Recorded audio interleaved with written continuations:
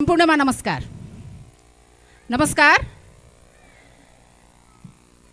कर्णाली उत्सव, आज हामी कर्णाली उत्सव कुरा कर्णालिकामा आजको यो सत्रमा म सबैभन्दा पहिला म आफै पनि कर्णालीको छोरी, कर्णालीको बुहारी, यहाँहरू सबैलाई आजको यो कार्यक्रममा हार्दिक स्वागत गर्न चाहन्छु।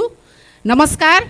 आशा छ आजको यो कार्यक्रम तपाईँ हामी बसेर छलफल गर्दै गर्दा केही न केही निचोड लिएर मात्रै यो छलफलबाट हामी बाहिरिनेछौँ, यति अपेक्षा गर्दै सबैभन्दा पहिला म कर्णाली उत्सवको यो 7औं संस्करणको आजको यो सत्रमा विशेष गरेर हामी ऊर्जा, पूर्वाधार तथा वित्तीय प्रविधिको त्रिवेणी कनेक्टिङ कर्णालीको विषयमा छलफल गर्दैछौँ।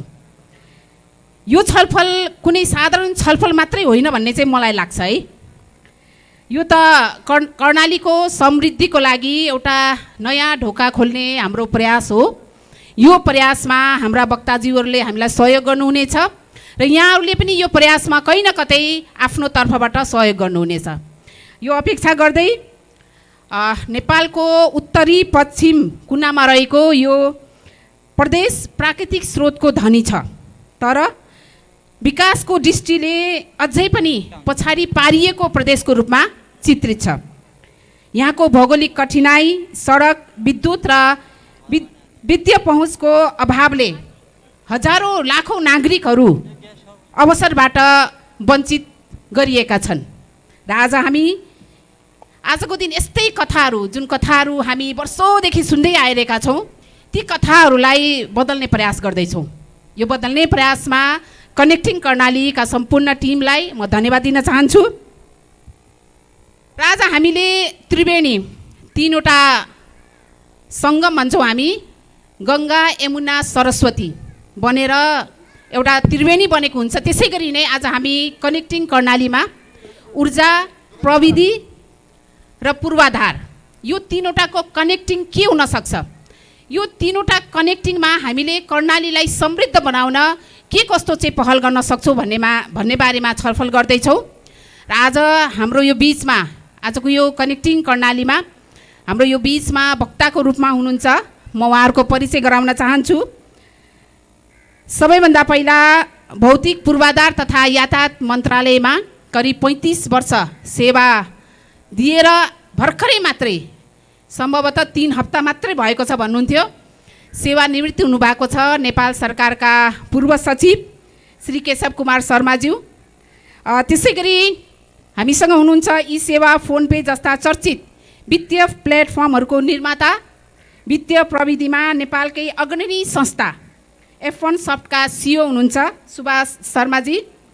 त्यसै गरी हामीसँग हुनुहुन्छ स्वतन्त्र ऊर्जा उत्पादक सङ्घ इप्पानका कार्यसमिति सदस्य सुमन जोशीजी। यहाँहरू तिनैजनालाई आजको यो कर्णाली उत्सवको कनेक्टिङ कर्णालीमा हार्दिक हार्दिक स्वागत गर्न चाहन्छु। आज हामी यहाँहरूको बिचमा 1 घन्टासँग सँगसँगै रहनेछौँ। यहाँहरूको बिचमा 1 घन्टा हामी यिनै तीनवटा विषयमा अन्तरङ्ग छलफल गर्नेछौँ र सम्भवतः समय रहेसम्म हामीले केही सहभागीका जिज्ञासाहरू पनि लिनेछौँ, तर यो समय व्यवस्थापन अत्यन्तै गाह्रो विषय हो साथीहरू। यस कारणले गर्दा यो समय व्यवस्थापनमा मलाई हाम्रा वक्ताजीहरूले पनि सहयोग गर्नुहुनेछ र यहाँहरू आफैले पनि मलाई केही न केही सहयोग गर्नुहुनेछ। यो कार्यक्रमलाई फ्रुटफुल बनाउनको लागि यहाँहरूको सहयोगको अपेक्षा गर्दै अब ढिला नगरिकन म सबैभन्दा पहिला यहाँहरू सबैको सहयोगको अपेक्षासहित यो कार्यक्रमलाई सुरुवात गर्न चाहन्छु। म सिधै हाम्रा वक्ताज्यूहरूसँग जान चाहन्छु। केही सैद्धान्तिक प्रश्नहरू छ मसँग, ती सैद्धान्तिक प्रश्नहरू हामीले छलफल गर्नै पर्छ, तथापि सैद्धान्तिक भन्दा पनि हामीले व्यावहारिक पाटोलाई अलिकति खोतल्नेछौँ र व्यावहारिक पाटो खोतल्दै गर्दा अवस्था के छ, समस्याहरू के छन्, चुनौतीहरू के छ र सम्भावनाहरू के छन् त भन्ने बारेमा हामी अलि बढी छलफल गर्छौँ। यस कारणले गर्दा म वक्ताज्यूहरूलाई पनि सैद्धान्तिक विषय त मैले उठान गर्नु नै पर्छ, तथापि व्यावहारिक पाटोहरूलाई पनि यहाँहरूले अलिकति बुझिदिनु होला र त्यो अनुसारको चाहिँ यहाँहरूसँगको राखिएको जिज्ञासामा यहाँहरूले उत्तर पनि दिनुहोला भन्ने अपेक्षा गर्छु। म सबैभन्दा पहिला हाम्रो सुमनजीबाट नै सुरुवात गर्न चाहन्छु। कर्णालीमा नेपालकै सबैभन्दा धेरै जलविद्युतको सम्भावना छ हैन, सुनिन्छ र कतिपय सर्वेहरूले पनि तथ्याङ्कहरूले पनि भनेको छ। तथापि यहाँका धेरै बस्तीहरू गाउँहरू अन्धकारमय छ, किन होला हैन? सम्भावनाहरू कति छन्? सबैभन्दा पहिला त हैन के कति सम्भावनाहरू छ? यति सम्भावना हुँदा हुँदा पनि ती गाउँ बस्तीहरू अझै पनि अन्धकारमा छन्, किन होला? नमस्कार, धन्यवाद आयोजकलाई, साथै सहजकर्ता। 18,000 मेगावाट विद्युत क्षमता भएको यो कर्णाली आजको दिनमा हेर्नुहुन्छ भने हिल्सामा पनि परियोजना छ, सर्वेक्षण अनुमति लिनुभएको छ भने हजुर तल हेर्नुहुन्छ भने 10,800 मेगावाटको कर्णाली चिसापानी हैन, त्यो पनि यही करिडरमा छ। कर्णाली, तिला, भेरी जस्ता ठुला ठुला नदी पनि यही छ, साना साना त्यसलाई जोडिएर आउने जगदुल्ला जस्ता नदी पनि यही छ। दुःख लाग्छ नेपाल सरकारको एउटा पनि परियोजना अहिले यहाँ कुनै पनि नेसनल ग्रिडमा रहेनछ, साह्रै दुःख लाग्यो। र प्राइभेट सेक्टरबाट चाहिँ केही परियोजना, साथै साना साना परियोजनाहरू चाहिँ छन् यो कर्णाली जिल्लामा।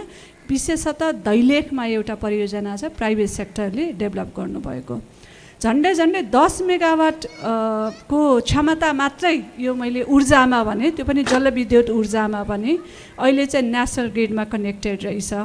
भर्खरै मात्र केही महिना अगाडि, झन्डै झन्डै 1-1.5 महिना अगाडि होला, कोहलपुर सुर्खेत 132 केबीको लाइन चाहिँ सञ्चालनमा आयो अरे। 2045 सालमा 33 केबीको ट्रान्समिसन लाइन बनेको कर्णालीमा आज हामी 2082 सालको अन्त्यमा आउँदाखेरि एउटा मात्र ट्रान्समिसन लाइन चाहिँ बनेको छ। हिल्सामा परियोजना बनाउँछु भन्नेले बनाउन सकिरहेको छैन, किन होला? कारण दुईवटा आजको स्थितिमा। एउटा रोड कनेक्टिभिटी, जुन अहिले मात्रै भर्खरै मैले सुनेको छु हिल्सामा केही महिना 1-2 महिना अगाडि मात्र रोड कनेक्टिभिटी चाहिँ कनेक्ट भयो अरे भनेर सुनेको छु। भने अर्को सबैभन्दा ठुलो यो हाइड्रो पावर अथवा इलेक्ट्रिसिटी वहन गर्नको लागि चाहिने चाहिँ यसको हाइवे, त्यो भनेको ट्रान्समिसन हाइवे, ट्रान्समिसन करिडरहरू। ती ट्रान्समिसन करिडर प्लस चाहिँ रोड कनेक्टिभिटीको अभावले गर्दाखेरि आजको दिनमा कर्णालीवासीहरूले सहज हिसाबले सबै गाउँमा 10वटा जिल्लामा चाहिँ यो विद्युतको पहुँच नपुगेको जस्तो लाग्छ मलाई। हजुर, हस्, धन्यवाद। यहाँको विचारमा अवरोधहरू के हो त? पूर्वाधार हो अथवा वित्तीय हो अथवा के हो त? के कारणले गर्दाखेरि चाहिँ? पहिला सोच हो, त्यसपछि सोचलाई हामीले विकासशील बनायौँ भने अनि बल्ल चाहिँ हामी पूर्वाधारतिर लाग्छौँ। पूर्वाधारमा मैले अघि भनिहालेँ, एउटा चाहिँ रोड कनेक्टिभिटी हो भने अहिले ट्रान्समिसन लाइन कनेक्टिभिटी हो। गण्डकी र कोशी प्रदेश पछाडि झन्डै झन्डै तेस्रो अथवा चौथो नम्बरमा कर्णाली प्रदेश आउँछ। मैले अघि पनि सम्भाव्यता फिजिबिलिटीको कुरा गरेँ।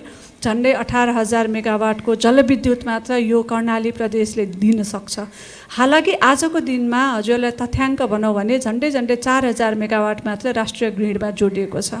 4,000 मेगावाट क्षमताको जलविद्युतहरू राष्ट्रिय ग्रिडमा जोडिसक्दाखेरि कर्णालीमा एक्लैमा मात्र त 18,000 मेगावाट रहेछ। यसलाई अप्टिमाइज गरेर अझ बृहत्तर बनाउने त बाटो नै छँदैछ। सो आजको दिनमा चाहिँ सोच हो जस्तो लाग्छ। अब बिस्तारै कर्णाली नीतिगत व्यवस्थाहरू छैन, अहिलेसम्म केही पनि भएको छैन नीतिगत रूपमा। व्यवस्थामा जस्तो नेपाल विद्युत प्राधिकरणको ठुला ठुला परियोजना बनाउने भन्ने परिकल्पना छ। फेरि एउटा एकदम राम्रो है, कर्णाली प्रदेशमा कर्णाली खोलामा ठुला ठुला परियोजना 900 मेगावाट पनि यही हो, अप्पर कर्णाली होइन, 10,800 पनि यही हो। अहिले जगदुल्ला जुन बन्ने क्रममा छ त्यो पनि यही हो। त्यसपछि हजुरको हुम्ला कर्णाली, हुम्लातिर पर्छ, त्यो पनि यही हो। कालीकोटमा नलगाड, जाजरकोटमा नलगाड पनि यही हो। यो परियोजना आइडेन्टिफाई गर्ने अनि आफैले समातेर राख्ने के पनि नगर्ने नीतिगत व्यवस्था चाहिँ रहेछ। नीतिगत व्यवस्थामा नै ठुलो अवरोध छ। यसमा अलिकति आवाज पनि पुर्याउन नसकेको हो कि सदनमा भन्ने चाहिँ मलाई लाग्छ। हस्, धन्यवाद। फेरि यहाँहरूसँग जोडिनेछु म। अब म केशवजीसँग जान चाहन्छु। यहाँले 35 वर्ष भौतिक पूर्वाधारमा सेवा दिनुभयो, तथापि अब आज हामी कर्णालीकै कुरा गरिरहेका छौँ। तर कर्णालीका सडकहरू सधैँ मृत्यु मार्ग वा अधुरा सपनाका रूपमा मात्रै चिर्तित हुन्छन् होइन, सुनिन्छ। तथ्याङ्कले पनि धेरै सडक दुर्घटनाका कुराहरू ल्याइरहेको हुन्छ। यो किन होला? यो पूर्वाधारको अहिलेको अवस्था चाहिँ के छ? यो कर्णालीलाई अलिकति फोकस गरेर कुरा गर्दै गर्दा। धन्यवाद। सबैभन्दा पहिला त यो कर्णाली उत्सवको अवसरमा आमन्त्रण गर्नुभएकोमा म आयोजक ज्यूहरूप्रति हार्दिक कृतज्ञता ज्ञापन गर्दछु। र यो टाइमिङ पनि असाध्यै राम्रो मिलेको छ। भर्खरै नयाँ सरकार बनेको छ, त्यसपछि यो नीति कार्यक्रम र अब आउने आर्थिक वर्षको बजेटहरू तयार गर्ने बेला पनि भएको छ। यो समय पनि एकदम मिलेको छ र यसका छलफलहरू लाई हामीले माथिसम्म पुर्याउँदाखेरि एप्रोच पुर्याउँदाखेरि चाहिँ केही सुधार हुने ठ्याक्क टाइमिङ पनि मिलेको छ। अलिकता यहाँले अघि कुरा गर्नुभएको थियो, सैद्धान्तिक पक्षको थोरै म कुरा गरेर यसको जवाफ दिन्छु। यो कनेक्टिभिटी भन्ने हाम्रो जुन शीर्षक छ, आज हामी त्यसमा छलफल गरिरहेका छौँ। बेसिकली यो चाहिँ फिजिकल र नन फिजिकल कनेक्टिभिटी भन्न सकिन्छ। अब फिजिकलमा पनि ट्रान्सपोर्टको कुरा गर्यो भने यो जमिनको कनेक्टिभिटी अथवा जलको र हवाई तीनवटा हुन्छ। अब जमिनमा पनि सडक र रेल गरेर दुईवटा हुन्छ। अहिले अब त्यो सबैको गरेर खास हामी चाहिँ सडकमा केन्द्रित भइरहेछौँ। त्यो ठिकै हो, किनभने हाम्रो देशको नै टोटल 90% ट्रान्सपोर्टेसन चाहिँ सडकबाटै हुन्छ। त्यसैले कर्णालीमा पनि हामी त्यही कुरा गरिरहेछौँ।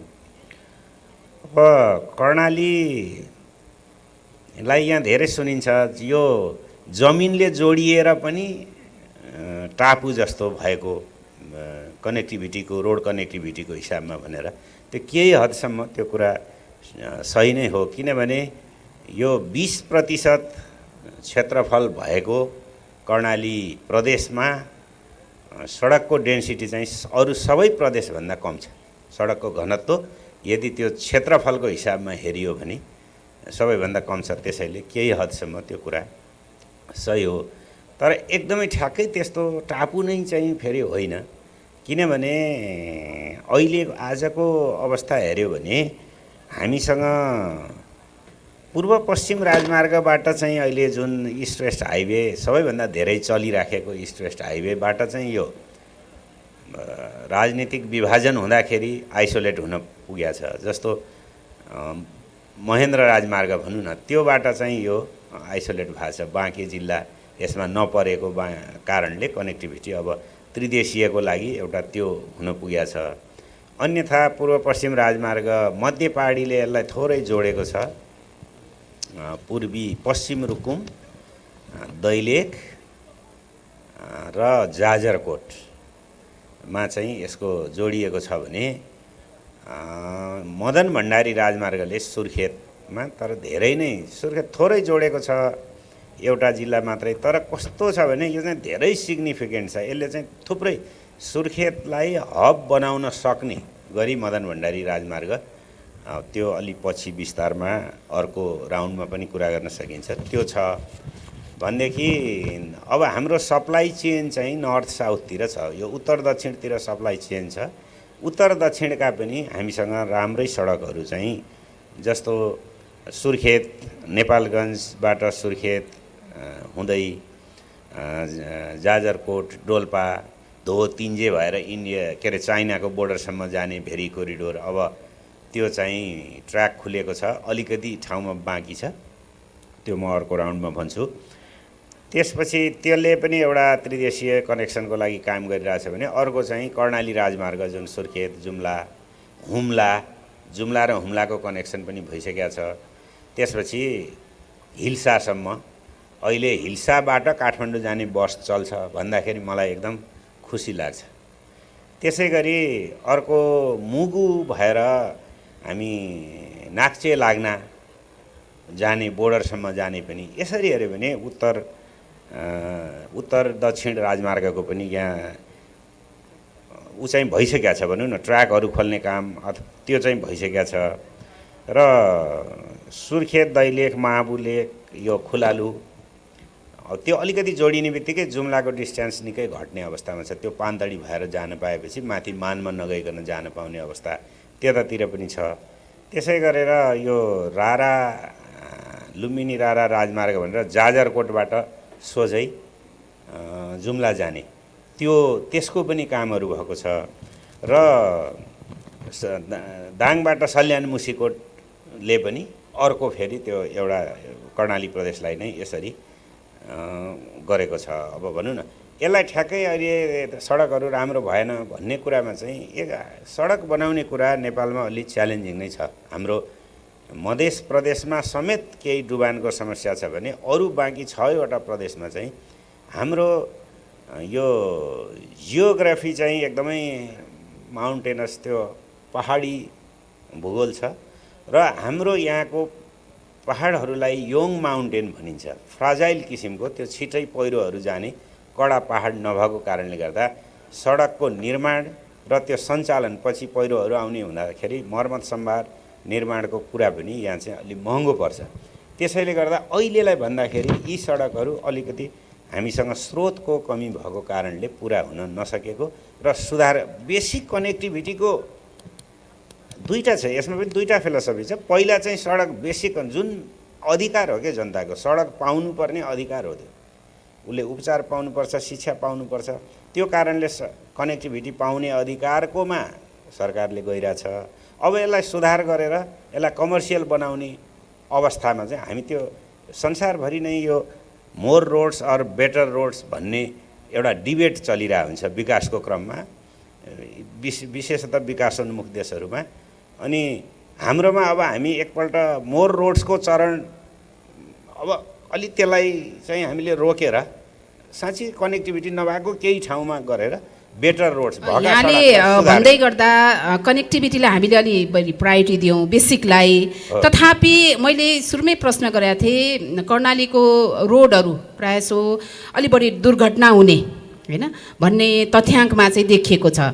बेसिकलाई मात्रै हामीले आधार मानेर प्रायोरिटी दिएर काम गर्ने हो कि दुर्घटना पनि कम गर्नको लागि हामीले सडक सञ्जाल त्यसरी नै बनाउने हो? ठ्याक्क म त्यो पोइन्टमा आइरहेको थिएँ। अब हामी बेटर रोड्समा जस्तो सुर्खेत जुम्ला बेसिक कनेक्टिभिटीले जोडिएको त निकै भइसक्यो। अब त्यो बाटोलाई हामीले डबल लेनको अथवा साँगुरोलाई फराकिलो बनाउने, त्यहाँ रोड सेफ्टीका कामहरू गर्ने, त्यसलाई अघि पनि मैले भने अब लिङ्क रोड दिएर मानमा लगेपछि सोझै जुम्ला अलि छिटो भनौँ न ट्राभल टाइम बचाउने, सेफ र रिलायबल बनाउने, त्यो कुरामा चाहिँ अब हामीले इन्टरभेन्सन गर्नुपर्छ। अथवा जाजरकोटबाट जुम्ला जाने अर्को अप्सनलाई पनि छोटो बनाउनेतिर अब हामी बेटर रोड्सको स्टेजमा पुगेका छौँ। अब चाहिँ हामी त्यतातिर जानुपर्छ। अलिकति हामीले 2-3 वर्ष 5 वर्ष जति अगाडि हो, म त्यो बेलामा सडक विभागको महानिर्देशक थिएँ, हामीले यसैमा फोकस गरेर 70 किलोमिटर 70,000 मिटर सडकमा चाहिँ रोड सेफ्टीको कामहरू गऱ्यौँ।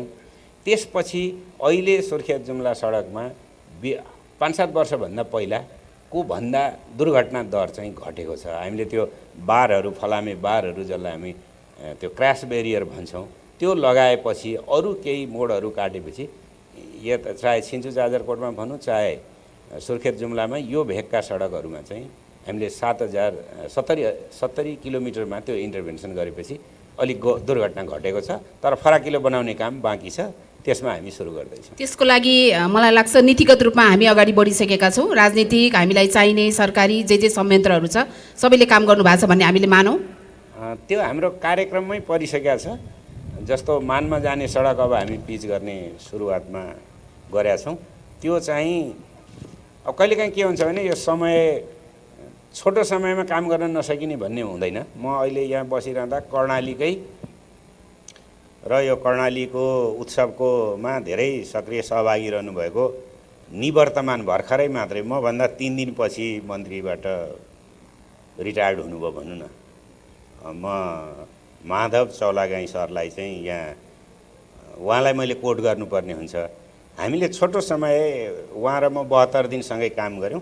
त्यो अवधिमा त्यति छोटै समयमा पनि हामीले जस्तो धोतिन्जे उहाँको एउटा अथक प्रयासले धोतिन्जेलाई जोड्ने गरी त्यो कडा चट्टान भएको 33 किलोमिटर चाहिँ नेपाली सेनालाई अनुरोध गरेर पठाउने काम क्याबिनेटबाट भयो। त्यसै गरी जम्मा जम्मी एउटा मात्रै बहुवर्षीय ठेक्का हुँदाखेरि यही कर्णाली प्रदेशको खुलालु गमगढी सडकमा चाहिँ बहुवर्षीय ठेक्का 93 करोडको त्यसलाई सुधार गर्ने गरी त्यो कामहरू हामीले गऱ्यौँ भने सुर्खेत जुम्ला सडकलाई मर्मत सम्भारमा र अब यसको सडक सुरक्षा यहाँले जुन अघि क्वेसन गर्नुभएको छ त्यो चाहिँ करिब चाहिँ 1.5 अर्बको सडक सुरक्षामै काम गर्ने गरी एडिबीसँग हामीले सहमत पनि भइसकेका छौँ आउँदो वर्ष। अनि यो भौगोलिक अवरोध र तपाईँको इन्जिनियरिङको पाटोबाट पनि अलिकति प्रश्नहरू आउने गरेको छ, यसमा कस्तो छ? यो भौगोलिक समस्याहरू छन् कि छैनन्? इन्जिनियरिङको पार्टबाट हामी कहीँ कतै चुकेका छौँ कि छैनौँ होइन, यो भइरहेको हुन्छ, यसमा के छ? होइन, यस्तो रोड चाहिँ स्टेज कन्स्ट्रक्सनमा बनाइन्छ। खास गरी यो चाहिँ रोड एकैचोटि 4 लेन हो कि 6 लेन हो कि भनेर अन्दाज गर्न सकिँदैन के, किनभने अहिले हामीले गरिरहेको सडकभन्दा बेस्ट अप्सन केही समयपछि अर्को निस्क्यो भने त्यो लगानी खेर जान्छ, त्यति क्यापासिटी पुगेन भने। त्यसैले सुरुमा बनाउने चाहिँ इन्टरमिडिएट या डबल लेन नै हो। सुर्खेत जुम्ला चाहिँ के त्यो खोल्ने बेलामा द्वन्द्वको अवस्था थियो, त्यसैले धेरै फराकिलो बनाउने भन्दा पनि एउटा कनेक्टिभिटी पुर्याउने, त्यो बेलामा विस्फोटकै पदार्थको लिएर जान ओर्न पनि गाह्रो भयो हुनाले त्यसलाई निकै साँघुरो रोडको रूपमा पुर्याएको छ। तर त्यसको सुधार आउँदो वर्षबाट नै हुने गरी केही भइरहेको थियो, त्यसलाई एक्सिलरेट गर्ने काम चाहिँ अस्ति भर्खरै भएको छ। धन्यवाद, फेरि जोडिनेछु। अब म सुभाषजीसँग जान चाहन्छु।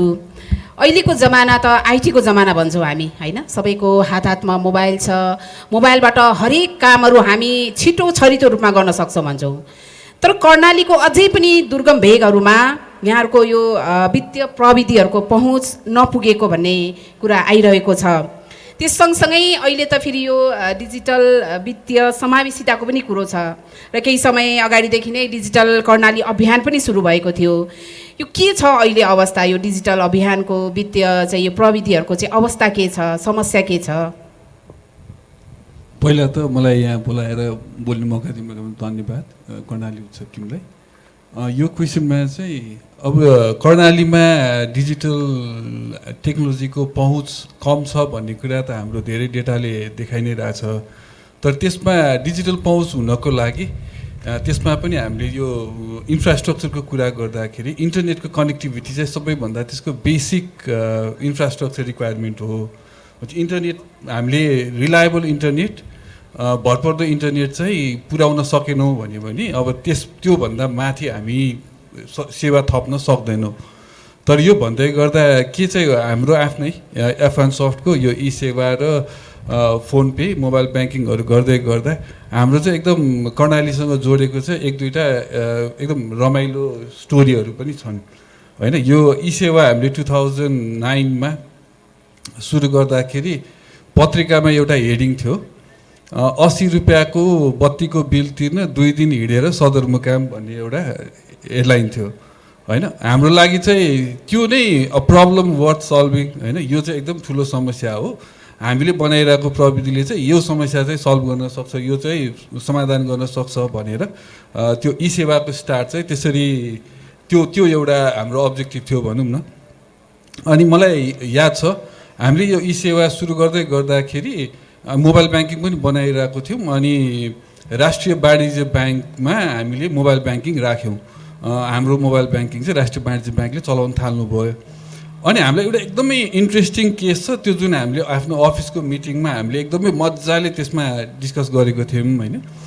त्यसमा चाहिँ के देखेको थियो भन्दा हुम्लामा एकजना हाम्रो ई सेवा चलाउनु हुँदो रहेछ र हामीले त्यति बेला काठमाडौँमै राम्ररी ई सेवा नचलाइरहेको बेलामा, काठमाडौँमै हामीलाई बजार लिन गाह्रो भइरहेको बेलामा हुम्लाको त्यो कस्टमरले चाहिँ एकदम मजाले ई सेवा चलाउनुहुन्थ्यो। त्यो एनटिसीको रिचार्ज कार्डहरू किन्ने यो गर्ने सबै कुरा गर्नुहुन्थ्यो।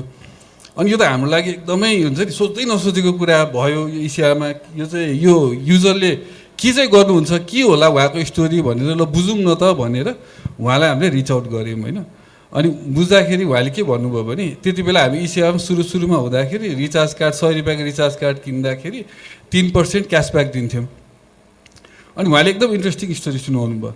पहिला चाहिँ रिचार्ज कार्ड यता नेपालगञ्जबाट किनेर लानुपर्ने, अनि एनटिसीले त्यो 100 को 50 को रिचार्ज कार्ड एकदमै थोरै दिने, अनि 500 1000 को रिचार्ज कार्ड सबै मिलाएर लानु पर्यो। अनि लाँदाखेरि उहाँ 50 को रिचार्ज कार्ड चाँडो सकिने, 100-200 को चाँडो सकिने, 1000 को बिक्दै नबिक्ने। त्यो गर्दा त यता लगानी पनि फस्यो। अनि त्यसपछि मार्जिन चाहिँ फेरि रिचार्ज कार्ड बेच्दा जम्मा 3.5% चाहिँ यहाँ नेपालगञ्जको डिलरले 3.5% दिँदो रहेछ। अनि उहाँले के भन्नुभयो भने मलाई त त्यत्रो दुःख गरेर ल्याउनु भन्दा वाणिज्य ब्याङ्कमा खाता खोलेको छु, वाणिज्य ब्याङ्कको मोबाइल ब्याङ्किङ चलाउँछु, त्यहाँबाट इसिआमा पैसा हाल्छु, अनि त्यहाँबाट ग्राहक आउँदाखेरि जतिको रिचार्ज कार्ड भने त्यतिकै रिचार्ज कार्ड म इसिआबाट दिन्छु। अनि यो त हामीले सोच्दै नसोचेको कुरा हो नि त।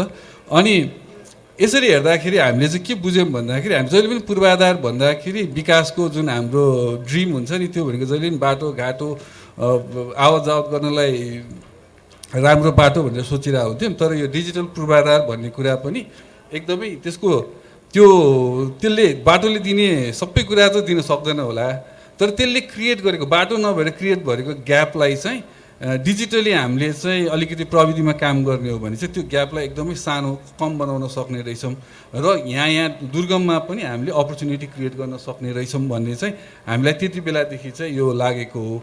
अब यसमा अहिले चाहिँ हामीले हेर्दाखेरि हामीलाई यो भुक्तानीको प्रविधि छ, क्युआरबाट पैसा तिर्न मिल्छ, वालेटबाट टिकट काट्नेदेखि सरकारी पेमेन्ट धेरै सुविधा मोबाइलबाट भइसक्यो। तर यो सबै काम गर्नको लागि फेरि बेसिक्स के हो भन्दाखेरि गाउँ गाउँमा इन्टरनेट त चल्नु पऱ्यो नि त, होइन हो। इन्टरनेट चल्यो भने आई थिङ्क हाम्रो कस्टमर्सहरू सबैजना चाहिँ यो प्रविधिसँग चाहिँ अभ्यस्त भइसक्नु भयो। तर यसलाई हामीले यो इन्टरनेटलाई अलिकति भरपर्दो बनाउने र गर्ने हो भने चाहिँ कर्णाली पनि त्यस्तो धेरै युजेसमा पछाडि छैन, हामीले अरूकै दाँजोमा हामी पुर्याउन चाहिँ सक्छौँ। यो डिजिटल कर्णाली अभियान पनि सुरु भएको थियो होइन, त्यसले यो डिजिटल कर्णाली अभियानले प्रत्येक पालिकाहरूलाई मिट गरेछ? यो चाहिँ मलाई एकदम मेरो एरिया नभएको भएर प्रत्येक पालिकामा पुगेको छ कि छैन भन्ने चाहिँ मैले डिरेक्टली यसरी आन्सर गर्न सकिनँ। तर के हो भन्दाखेरि चाहिँ एउटा फोन र इन्टरनेट यो दुईवटा कुरा भयो भने चाहिँ संसारसँग जोडिनलाई आज सफिसियन्ट छ। यसले भनेको चाहिँ अब हामीले चाहिँ यो भौतिक सामग्री चाहिँ बेच्न सक्दैनौँ होला, तर हाम्रो सिप हाम्रो कला चाहिँ यो दुईवटा कुरा भयो भने मजाले संसारलाई बेच्न सकिने प्लेटफर्म चाहिँ अहिले बनेको छ। जस्तो यहाँले सेवा दिनुहुन्छ, डिजिटल सेवाहरू दिनुहुन्छ, सेवा मात्रै दिने हो कि डिजिटल साक्षरता अभियानमा पनि यहाँहरूको चाहिँ सहभागिता? किन भन्दा नेपालगञ्ज उपमहानगरपालिकामा मैले आफ्नो कार्यकालमा काम गर्दा एउटा मोबाइल एप र ई सेवा सुरु गरौँ भनेर लाग्यौँ, तर जनताहरूमा त्यो डिजिटल साक्षरता नभएर त्यति बेला हामीले त्यसलाई पूर्ण रूपमा कार्यान्वयन गर्न सकेका थिएनौँ। तथापि पछाडि त अहिले त कार्यान्वयन भइसक्यो।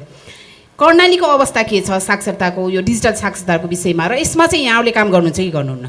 हामीले मजाले यो डिजिटल साक्षरता चाहिँ हाम्रो आफ्नो व्यापारसँगै जोडिएको कुरा र जतिजनालाई डिजिटली हामीले मोबाइलसँग जोड्न सक्यौँ र जति मोबाइलबाट कारोबार गर्न सिकायौँ त्यति नै हाम्रो व्यापारलाई सहयोग पुग्ने भएको भएर डिजिटल साक्षरता चाहिँ हाम्रो यो कर्पोरेट रेस्पोन्सिबिलिटीको एकदम अभिन्न अङ्ग नै हो। अनि हामीले यो सँगसँगै यो एनजिओजहरूसँग मिलेर महिलाहरूलाई चाहिँ आफ्नो फाइनेन्सियल म्यानेजमेन्ट चाहिँ मोबाइलबाट कसरी गर्ने, ई सेवा कसरी चलाउने र यो बिल पेमेन्ट्सहरू कसरी सजिलो र सुरक्षित तरिकाले गर्ने भनेर हामीले सिकाइ नै रहेछौँ। र ई सेवाको कुरा गर्नुहुन्छ भने हामी अहिलेको सबै लोकल बडिजमा प्रेजेन्ट छौँ र अबको हाम्रो नेक्स्ट 5 इयर्सको अब्जेक्टिभ चाहिँ हरेक वडामा पनि हाम्रो प्रेजेन्स हुनु पऱ्यो भनेर हामीले काम गरिरहेछौँ। यहाँले अघि इन्टरनेट नभएपछि हाम्रो काम रोकिन्छ भन्नुभयो, यो अहिले हामी कनेक्टिङमा पनि कुरा गरिरहेको छौँ। मेरो तिनैजनालाई प्रश्न छ है। प्रायः जसो सडक बनेपछि बिजुलीको पोल गाडिन्छ होइन, अब बिजुलीको पोल गाड्न पनि अब सडक खन्नु पर्यो है, त्यसपछि अप्टिकल फाइबर पनि बिछाइन्छ होइन, त्यसपछि ऊर्जाको काम हुन्छ, त्यो पनि समन्वय नभएर फेरि त्यहाँ पनि समस्या हुन्छ। भन्न खोजेको के भने बाटो खन्ने, फेरि तार टाङ्ने, फेरि खन्ने, अब यो प्रक्रिया त चलि नै रहन्छ। यसलाई चाहिँ एउटै युटिलिटी करिडोरमा भनेको एउटै सबै कामहरू सँगसँगै कोअर्डिनेसन गरेर कनेक्ट गरेर काम गर्न सकिन्छ कि सकिन्न, यो तिनैजनालाई मेरो प्रश्न।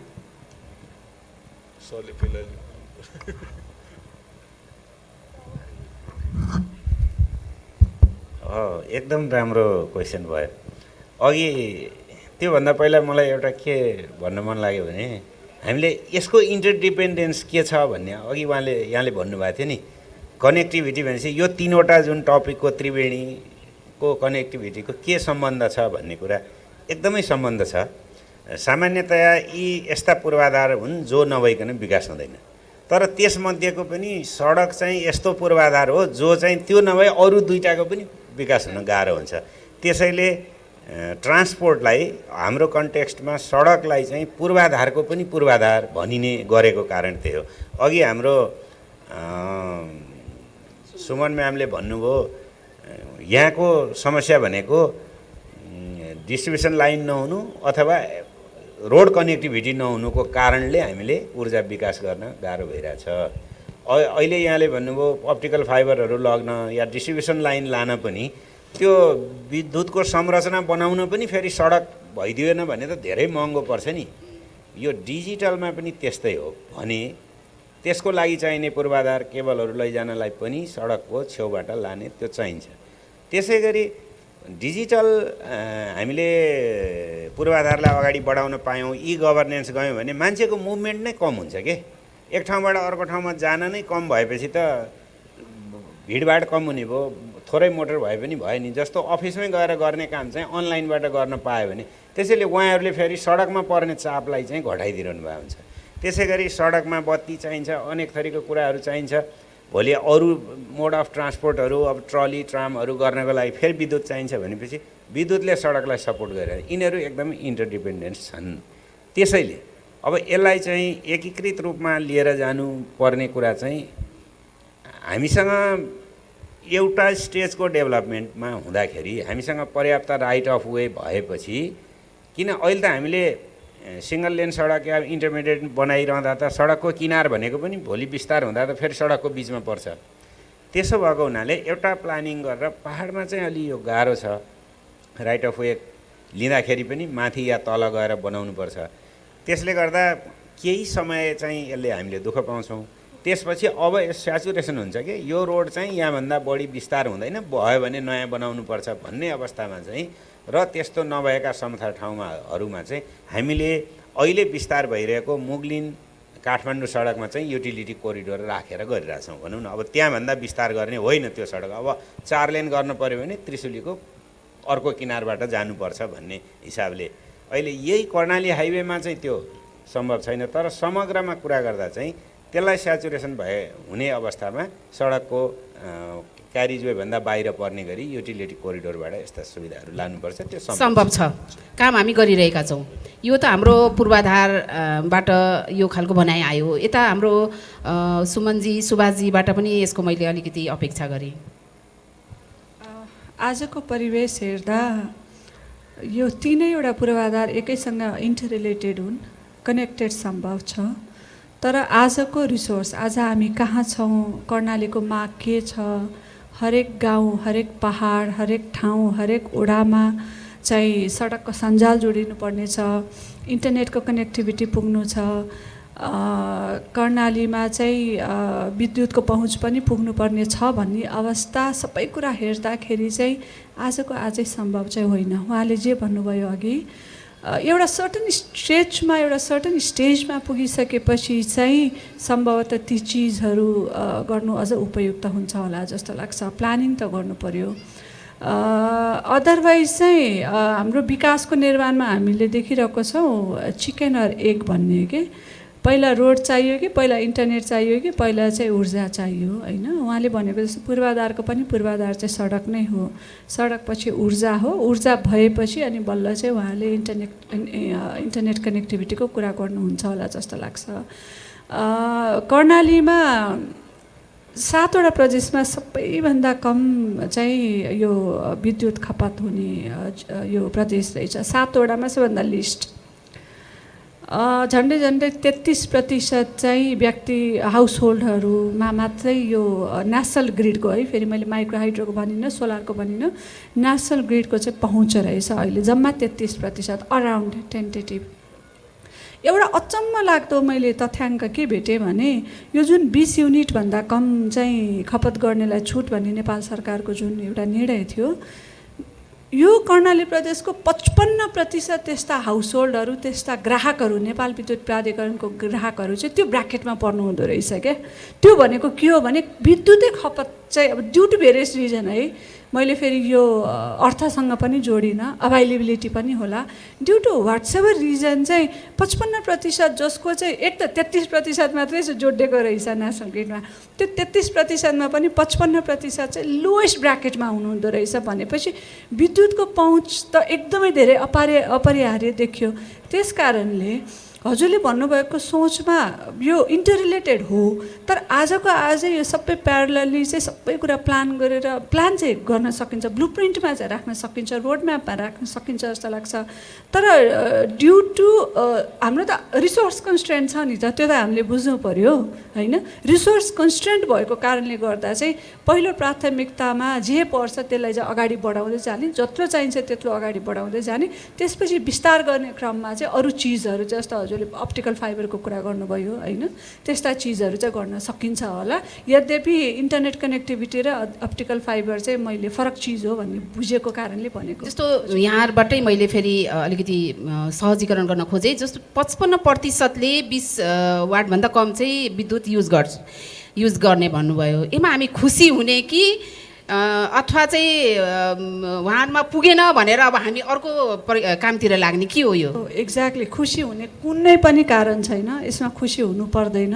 हाम्रो पर क्यापिटा कन्जम्सन, हाम्रो पर क्यापिटा इन्कम, हाम्रो पर क्यापिटा चाहिँ ग्रोथ सधैँ बढेकै राम्रो हो नि त। हामी जिडिपी बढाउने भन्छौँ, हामी चाहिँ पर क्यापिटा कन्जम्सन अफ इलेक्ट्रिसिटी हालको सरकारले अबको दशकमा 1500 किलोवाट आवर बनाउने है भनेको छ भनेपछि त्यसमा त बागमती प्रदेशका अथवा अरू प्रदेशका मात्र जनता त सामेल हुनु भएन नि, कर्णाली खोइ त, सुदूरपश्चिम खोइ त। सो एउटै कुरा भन्न खोजेको हो, जसरी आजको दिनमा जलविद्युतको हकमा यी कनेक्टिभिटीका कुराहरू अझ सहज अरू प्रदेशमा छ भने त्यही सहजतासँग चाहिँ कर्णाली प्रदेश र अझ पछाडि पर्नु भएको सुदूरपश्चिम पनि, म योभन्दा पश्चिम जान्छु अझ, यी प्रदेशहरूलाई पनि समावेश गरेर चाहिँ लिएर जानुपर्छ। यो चाहिँ रुने विषय नै हो, यो दुःख मान्ने विषय हो। सुमनजी, यसमा चाहिँ हामीले हेर्दाखेरि विकासको अवधारणा पनि माइन्डसेट पनि पहिला र अहिले त चेन्ज भइसक्यो। हामी 15-20 वर्ष अगाडि कुरा गर्दाखेरि कहीँ रिमोट ठाउँमा पुगेर के चाहियो भन्दाखेरि चाहिँ हामीलाई बाटो भइपुग्छ भन्ने हुन्थ्यो। म पनि मेरो हुर्केको चाहिँ पर्वत भएर मलाई नि बाटो मात्रै भए त पुगिहाल्यो नि भन्ने जस्तो हुन्थ्यो भने अब अहिले हामीलाई चाहिँ बाटो पनि चाहिन्छ, इलेक्ट्रिसिटी पनि चाहिन्छ र रिलायबल इन्टरनेट पनि चाहिन्छ। यो तिनटै कुरा चाहिँदाखेरि अब आजबाट हामीले प्लान गर्ने र फ्युचर प्रोजेक्ट्सहरूमा चाहिँ यो बाटोलाई सेपरेट प्रोजेक्ट, इन्टरनेट कनेक्टिभिटीलाई सेपरेट प्रोजेक्ट र पावरलाई सेपरेट प्रोजेक्ट मान्नुभन्दा इन्टिग्रेटेड अप्रोचमा चाहिँ यो तिनवटा नै बेसिक निड हो। यो तिनटै कुरा पुग्नुपर्छ भनेर एउटै प्लानिङ र प्रोजेक्टमा हामीले काम गर्न सक्यो भने चाहिँ त्यही कुरा इन्क्रिमेन्टल कस्टमा नै अचिभ हुनसक्छ। तर यसलाई चाहिँ हुन्छ नि पहिला बाटो चाहिँ पुर्याइहालौँ अनि त्यसपछि इन्टरनेटको बारेमा सोचौँला अथवा इलेक्ट्रिसिटीको बारेमा सोचौँला भन्दाखेरि चाहिँ हामी चाहिँ यो जुन विकासको जुन हामीलाई माइन्डसेट छ त्यसमा हामीलाई चित्त पनि बुझ्दैन। बाटो भएपछि इन्टरनेट राम्रो भएन भने नि कहीँ पुगिएन। त्यही भएर यो नयाँ प्रोजेक्ट एटलिस्ट हामीले प्लान गर्ने अब नयाँ प्रोजेक्ट नयाँ बाटोमा चाहिँ सँगसँगै बत्ती र इन्टरनेटको पनि कसरी हामीले त्यहाँ पुर्याउँदैछौँ भन्ने कुरा चाहिँ प्लानिङ लेभलबाटै चाहिँ हामी स्टार्ट गर्नुपर्छ जस्तो लाग्छ। तथापि वित्तीय प्रविधिमा सातै प्रदेशमा कर्णाली फेरि सबैभन्दा पछाडि छ होइन। भनेपछि अब सम्भावनाहरू के छन् त? हामीले वित्तीय पहुँच कर्णालीका हरेक नागरिकसँग वित्तीय प्रविधिको पहुँच पुर्याउनको लागि सम्भावनाहरू छन्? यसमा हामीलाई मानौ यो ऊर्जाले अब पूर्वाधारले के कस्तो खालको सहयोग गर्नुपर्छ जस्तो लाग्छ? सम्भावनाहरू के छन्? यो प्रविधिको पहुँच पुर्याउनको लागि पूर्वाधार भनेको त्यो बत्ती र इन्टरनेट, यो दुईवटा कुरा चाहिँ एकदम त्यसको हुनैपर्ने कुरा हो। त्यो दुईवटा बिना त हामी प्रविधिमा फड्को मार्छौँ भनेर सोच्न पनि सक्दैनौँ।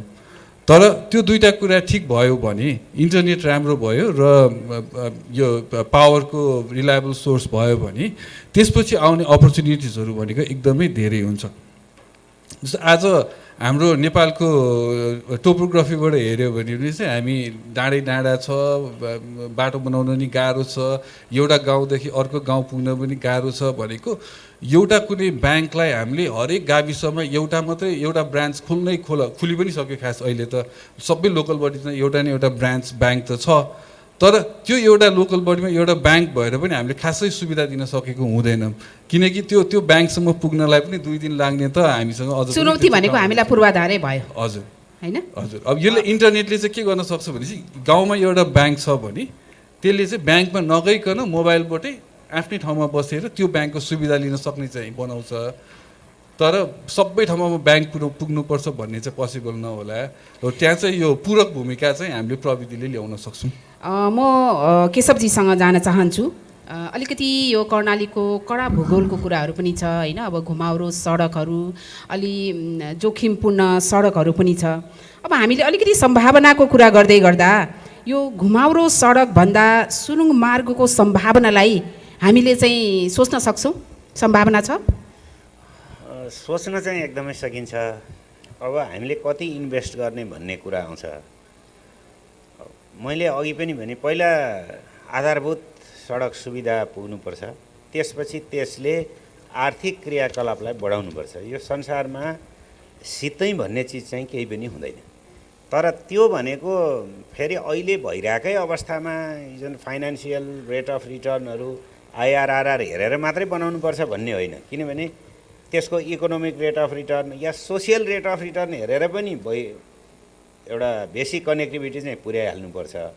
नत्र भयो भने यो चाहिँ धेरै हाम्रो बास्केट, जुन फाइनेन्सियल बास्केट छ हाम्रो देशको क्षमता छ विकास बजेटको, त्यसको चाहिँ निकै ठुलो हिस्सा चाहिँ यहाँ लाग्छ फेरि त्यो। अनि त्यसो भनिरहँदा चाहिँ या एउटा प्रदेश अथवा एउटा जिल्ला भनेर हेर्दैन, त्यो समग्र राष्ट्रले त सबैलाई हेर्दाखेरि र एउटा क्षेत्र मात्रै नि हेर्दैन, उसले ट्रान्सपोर्टेसन मात्रै हेर्दैन, उसको सोसियल अरू क्षेत्र पनि हुन्छ। त्यस्तो हुँदा चाहिँ हामीले अहिले तत्कालै हामीले एकदम सुरुङहरू अहिले त्यो रेकमेन्डेसनको बेलालाई भनेर मैले राखेको थिएँ। त्यो वास्तवमा हामी अहिले तत्काल के गर्ने हो, अहिलेदेखि 4-5 वर्ष, त्यसपछि 5 देखि 10 र 10 देखि पछाडि दीर्घकालीनमा के गर्ने भन्ने कुरामा चाहिँ त्यो दीर्घकालीनमा चाहिँ यो आउँछ।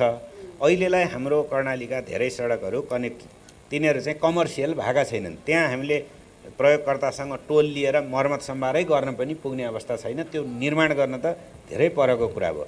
अलि घुमाउरोहरू छ, जस्तो मध्य पहाडी राजमार्गको दैलेख खण्ड चाहिँ अलि घुमेको छ।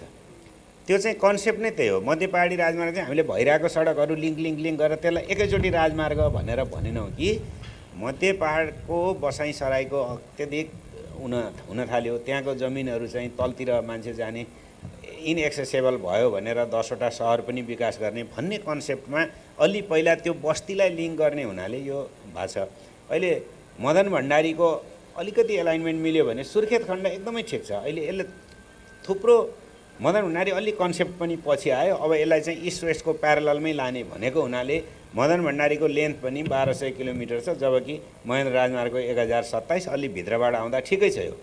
अब मध्य पहाडीको त्यही चाहिँ 1800 भन्दा बढी छ भनेपछि त्यो बस्ती जोडेर नै जाने। अब चाहिँ बस्तीलाई लिङ्क पुगेपछि त्यसलाई आर्थिक गतिविधि पनि बढाउनु पर्यो, अन्यथा इन्फ्रास्ट्रक्चर मात्रै फिजिकल बनाएर फेरि विकास भइहाल्ने चाहिँ होइन। त्यो हामीले एउटा अध्ययन पनि गऱ्यौँ। यो दुईवटा एप्रोच छ, एउटा चाहिँ युएस र चाइनिज एप्रोच चाहिँ सडक बनाएपछि हुन्छ भन्ने, विकास हुन्छ भन्ने एप्रोच छ। ब्रिटिस या इन्डियन एप्रोच चाहिँ भारतमा हामीले हेऱ्यौँ भने 90को दशकसम्म त्यति राम्रो रोडहरू थिएन। उसले एक खालको विकास गरेपछि अहिले एकदम रोडहरूमा लगानी गरिरहेछ। स्पेसियल्ली अझ यो 2000 पछि चाहिँ उसले लगानी गरे, जबकि चाइना र अमेरिकाले चाहिँ धेरै पहिला नै सडक भएपछि आउँछ। तर त्यससँग इकोनोमिक एक्टिभिटी प्रोडक्सन जोडिनुपर्छ क्या, उसले उद्योगहरू खोल्नु पर्यो। यहाँ चाहिँ थुप्रै चिजहरू प्रोडक्सन, र मेटेरियल ट्रान्सपोर्ट हुनु पर्यो त्यहाँबाट, अनि फेरि त्यो नहुन्छ। हामी त भारतसँग अलि नजिक पनि छौँ होइन। अब हामीले यदि व्यापार व्यवसायकै कुरा गर्ने भने यसलाई पनि त हामीले कनेक्ट गरेर यो टनेलको चाहिँ अभियानलाई, यो सोचलाई अगाडि बढाउने भने यसमा सम्भव नहोला? यस्तो हुन्छ, त्यो टनेल प्रयोग कतिले गर्छ त, कतिले तिर्छ, पैसामा भर पर्छ क्या। हामीले केही टनेलहरू बनाउन सक्छौँ, एकदम बाटो छोटो गरेर टाइम बचाएर पैसा तिर्ने, फ्युल बचाएर त्यहाँ पैसा तिर्ने। तर अब 200वटा 500वटा ट्राफिक चल्छ भने त्यसको पैसाबाट त फेरि त्यो तिर्न सकिँदैन। अनि एउटा सानो माइक्रो लेभलमा भन्दा त यहाँ टनेल भए हुन्थ्यो भनेर भन्न मिल्छ। मैले सङ्घीय सरकारमा बसेर काम गरेँ। म्याक्रो लेभलमा देशैभरि हेऱ्यो भने फेरि यति धेरैवटा टनेल चाहिने छ कि हामीलाई सबै रोडमा टनेल राख्नलाई अहिलेको स्थितिमा आवश्यकता छ, तर अहिले सम्भव छैन। अहिले हाम्रो क्षमता छैन। ल हस्, म सुमनजीसँग जान चाहन्छु। कर्णालीमा लगानी गर्दा स्थानीयहरूको अवरोधको पनि हामीले सामना गर्नु परेको हुन्छ होइन, केही प्रक्रियागत ढिलासुस्तीहरू पनि छन्। अब हामीले यो लगानीकर्ताको हिसाबले सोच्ने हो भने कर्णाली आऊ भन्नको लागि, लगानी गर्न कर्णाली आऊ भन्नको लागि चाहिँ हामीले के गर्नुपर्छ जस्तो लाग्छ? लगानीकर्तालाई चाहिने भनेको दुईटा सुरक्षा हो विशेषतः। एउटा चाहिँ काम गर्न सहज होस्, यो बन्द गर्ने यो गर्ने त्यो गर्ने केही पनि नहोस्। अर्को चाहिँ लगानी गरिसके पछाडि कमसेकम लगानी चाहिँ उठोस्। होला त्यो उठ्ने समय कसैको 5 वर्ष, कसैको 10 वर्ष, कसैको 15 वर्ष होला, कसैको 20 वर्ष पनि होला। त्यो दुईवटा कुराको प्रत्याभूति दिइसकेपछि लगानीकर्ताहरू कर्णाली पनि आउँछन् जस्तो लाग्छ। ऊर्जाको कुरा गर्ने हो भने एउटा राम्रो यहाँहरूलाई आज डेटा दिएर जान्छु। झन्डै झन्डै अराउन्ड 9,000 प्लस मेगावाटका झन्डै 10,000 पुग मेगावाटका परियोजनाहरू यो कर्णाली रिजनमा विभिन्न चरणमा छन्। कुनै अब बन्छु भनेर बसेका छन्, कुनै म स्टडी गर्छु भनेर बसेका छन्, कसैले स्टडी गरेर अब म बनाउने तर्खरमा छु है ट्रान्समिसन करिडोरको हेरौँ भनेर बसिरहेका छन्। जस्तो हजुरले कुनै चाहिँ पिपिए भनेको विद्युत खरिद सम्झौता, नेपाल विद्युत प्राधिकरणसँग पिपिए भएरै बसेका परियोजना पनि छन्। जगदुल्ला हेर्न सक्नुहुन्छ, फुकोट कर्णाली हेर्न सक्नुहुन्छ। तिला 1 र 2 प्राइभेट सेक्टरले सुरु गर्न थालेको मैले ठुलो साइजको प्रोजेक्ट भनेको है। त्यो बाहेक अरू परियोजना पनि छन्। यो सबै भनेको के हो भने इन्भेस्टरले पनि 3-4 वटा कुरा त हेरेको छ। के हेरेको छ भने यो मेन चाहिँ अहिले ट्रान्समिसन करिडोर चाहिँ छ कि छैन भनेर हेरेको छ। 2 वटा ट्रान्समिसन करिडोरहरू यो कर्णालीमा कनेक्टिभिटीको लागि प्लान गरेको छ जस्तो लाग्छ मलाई। एउटा फुकोट कर्णाली, एउटा कर्णाली बेसिन करिडोर भन्छ, अर्को एउटा चाहिँ यो फुकोटतिरैबाट आउँछ, त्यसलाई पनि अर्को नाम दिएको छ। दुईटै 400 kV कै ट्रान्समिसन लाइन हो यद्यपि। भनेपछि उसले इन्स्योर चाहिँ के खोज्छ भने यो 2 वटा सुरक्षा जुन छ त्यो बाहेक चाहिँ ऊर्जा उद्यमीको हकमा चाहिँ फेरि ट्रान्समिसन कनेक्टिभिटी त खोज्छ। ट्रान्समिसन छैन भने त उसले बनाएर अरबौँ लगानी गरेर तिला 1 र 2 धेरै कारणले ढिला भयो होला। फेरि म ठ्याक्कै यही हो भनेर त भन्न सक्दिनँ। आज पिपिए भइसक्दा पनि ऊ चाहिँ ट्रान्समिसन लाइन चाहिँ कुरेर बसिरहेको अवस्था चाहिँ थियो।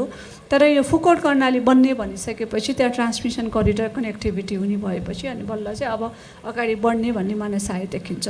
सो 2 वटा करिडोर, कर्णाली करिडोर 400 kV को जसको 400 मेगावाट क्षमताको चाहिँ यसले ट्रान्समिट गर्न सक्छ। अर्को फुकोट बेतन दोधारा 400/132 को भनेपछि लगानी त चाहियो।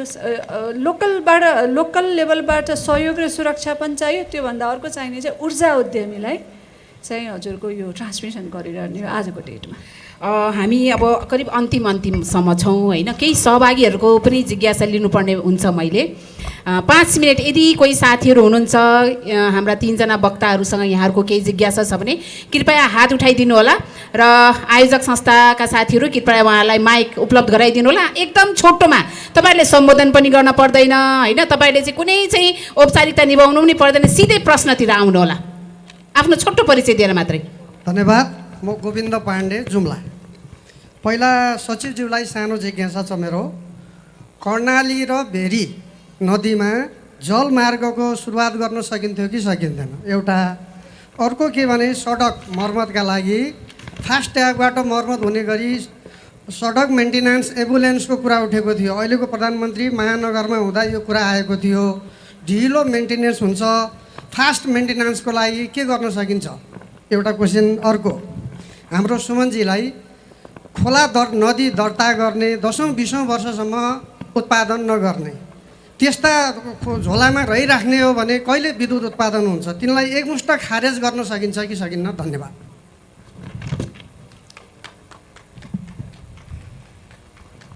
सुझाव ढकाल हुम्ला। प्याउरी कागज जनताड आयो क्याचरी ब्याउ होला कर्णालीलाई सन्चो गर्ने त्यो ओक्तो क्या होला, कर्णालीलाई सन्चो गर्ने त्यो ओक्तो क्या होला, पूर्व सचिवज्यूलाई मान। हेलो, नमस्कार, मेरो नाम नवराज सिंह, जाजरकोट जिल्ला बारीकोट गाउँपालिका वडा नम्बर 4 कोटगाउँ। मैले यो भर्खरै हाम्रो कर्णाली प्रदेश सुर्खेतमा 132 केबी प्रसारणलाई आइपुगेको छ र यो कुराले हामी कर्णालीवासीका लागि सुखद पक्षको रूपमा हेरिनु पर्दछ।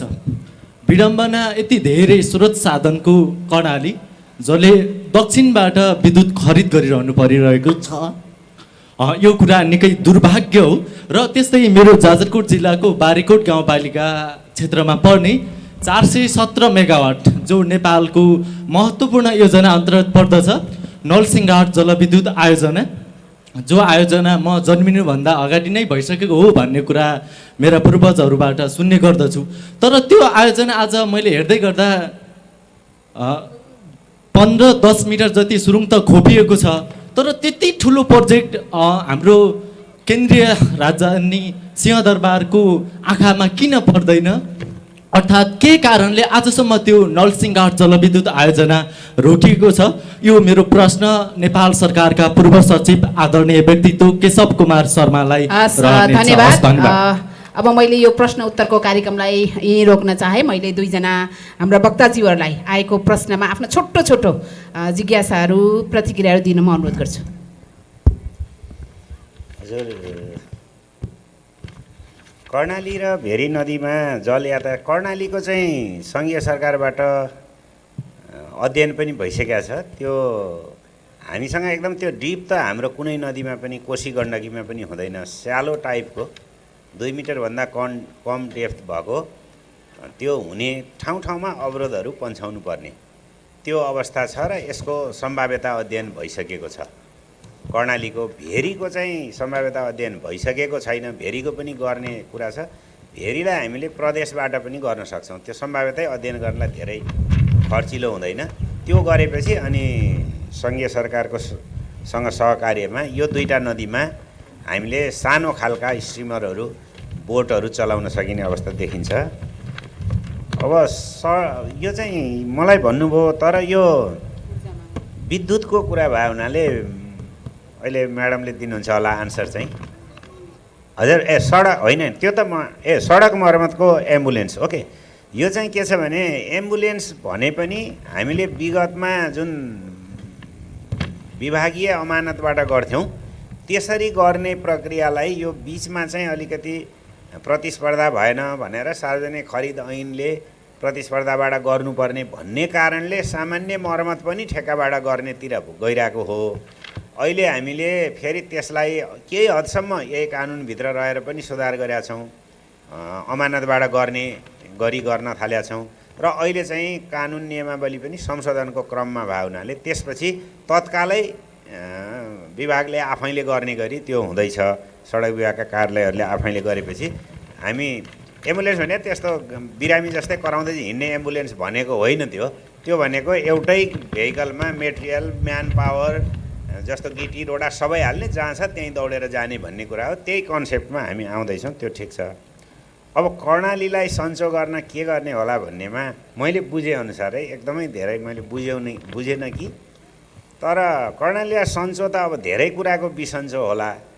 सडकको बिसन्चोलाई सन्चो गर्नको लागि चाहिँ कर्णाली धेरै पोटेन्सियल भएको ठाउँ हो। अघि हामीले भने यहाँ सबभन्दा लामो नदी छ कर्णाली नदी, राम्रो डिस्चार्ज भएको, त्यसैले थुप्रै क्यास्केड प्रोजेक्टहरू चाहिँ यहाँ जलविद्युतको आउन सक्छन्।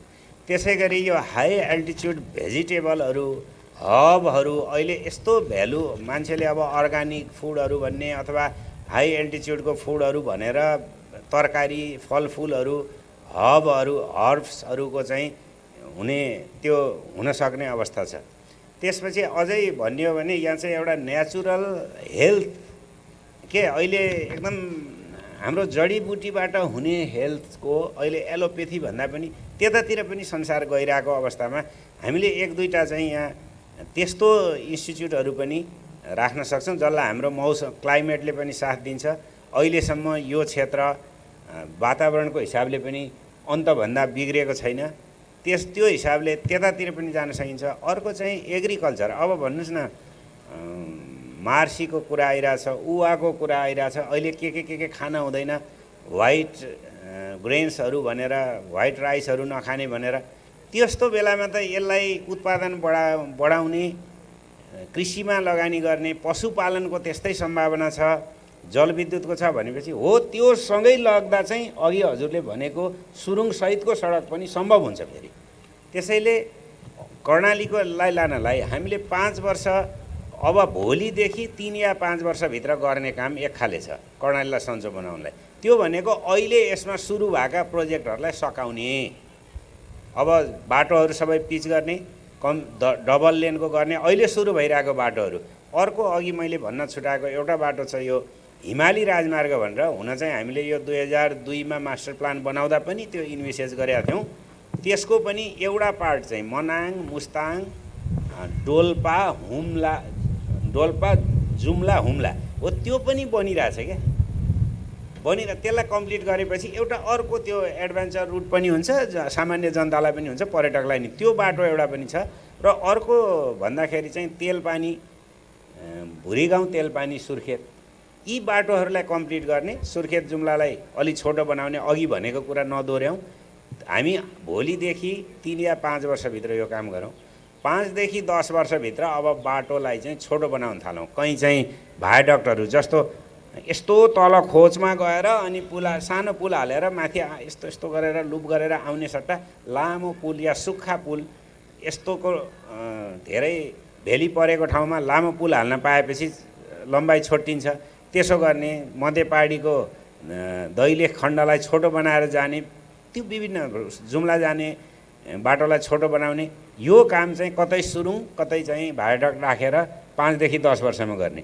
अनि 10 देखि 20 वर्षमा दीर्घकालीन भनेर चाहिँ नेपाल, भारत, चीन बिचको ट्रेड कोरिडोर बनाउने यसलाई। त्यो गर्नको लागि चाहिँ अनि हामीलाई प्रशस्तै सुरुङ, अहिले पनि हामीले समावेदन गरेका छौँ बबाईमा, हर्रेमा, त्यो सुर्खेतसम्मको लागि चाहिँ। भनेपछि यी सबै लिएर अनि त्यो ट्रेड कोरिडोर हुने बेलामा पर्यटनको त्यस्तै सम्भावना छ। यो मानसरोवर जाने रुट यसलाई बनाउन सकिन्छ।